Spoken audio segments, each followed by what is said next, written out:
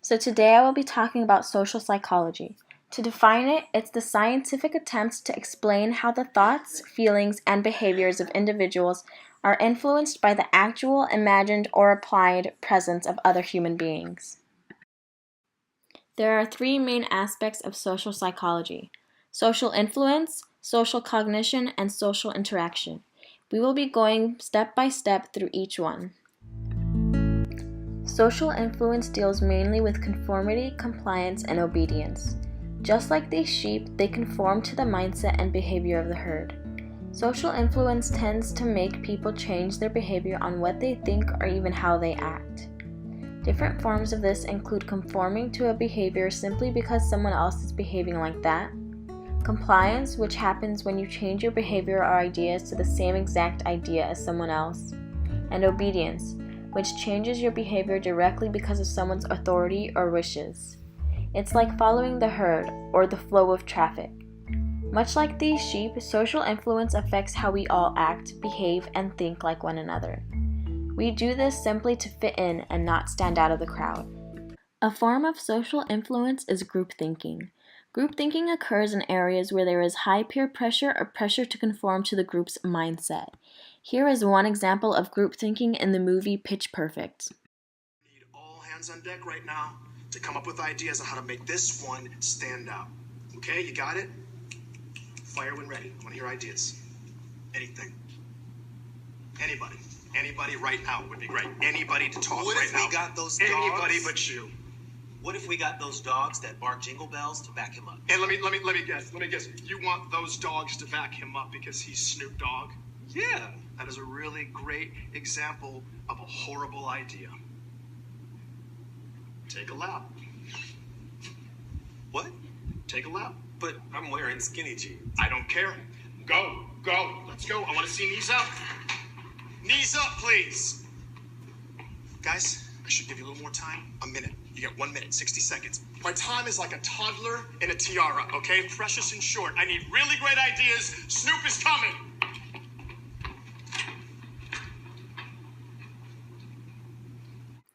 In this video, it shows an example of group thinking because everyone's thoughts were affected by the presence of the manager.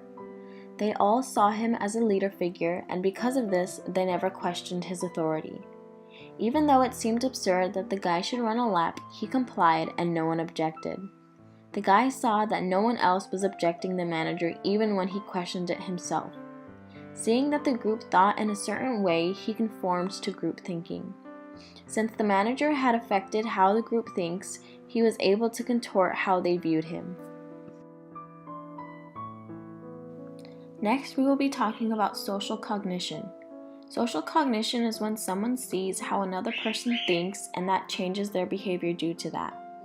Social cognition is composed of three main topics: attitudes, impression formation, and attribution. Attitude can affect how someone perceives something. A friend of yours could really hate a salad, and because of this, you choose something else when ordering. Attitude formation occurs when we are giving different influences that affect how we think or behave. Impression formation is the first information you gather when knowing about another person. Kind of like a first impression, these greatly affect the outcome of how you perceive an individual.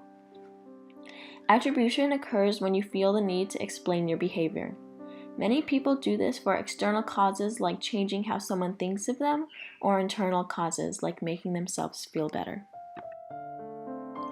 One example of social cognition is persuasion. Persuasion often occurs when you observe someone's attitude. Persuasion can be both good and bad, but if it works, it will ultimately change your beliefs or opinions. Here is one example of social cognition. Persuasion can affect anyone around you, including family, friends, or acquaintances. Here we have a child with his father. The son sees his dad cursing. After seeing this behavior happen often with no punishment, the boy thinks that it's okay to do this. Since the boy thinks it's okay to curse, he will then later use it on in his life. The boy is ultimately confused by the action. He isn't sure if it's something that should be considered good or bad. However, through seeing his father's actions and behavior, he associates it with something that's good. Because the boy associates it with something that's good, he doesn't think that it's a bad idea. He later then figures out that this action is something that is okay and will not harm him or anyone else around him. Yet he doesn't realize that it is something bad and not something good.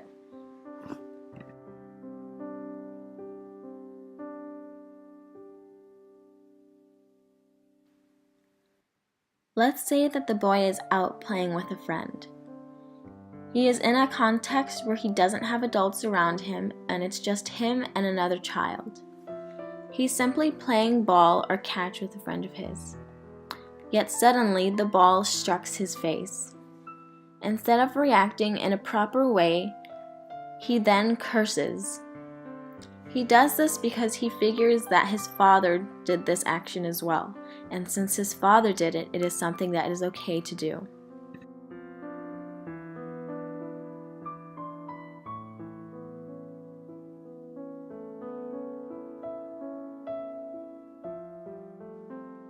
Eventually, after cursing, his father overhears him.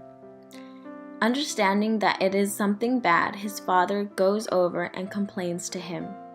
He then punishes his son for cursing. His son doesn't understand at first because his idea was that the example was right. It was something that was good and not wrong or bad. This is an example of persuasion because the child was persuaded by his father's actions. Although the father did this irrationally and without any thought, he did give an influence to the child. Because of this, the child was then persuaded that this form of thinking or handling any issues is okay and viable. Social interaction is how humans interact with other people, whether it's socially, publicly, or privately. The three main aspects of social interaction include prejudice, love, and aggression.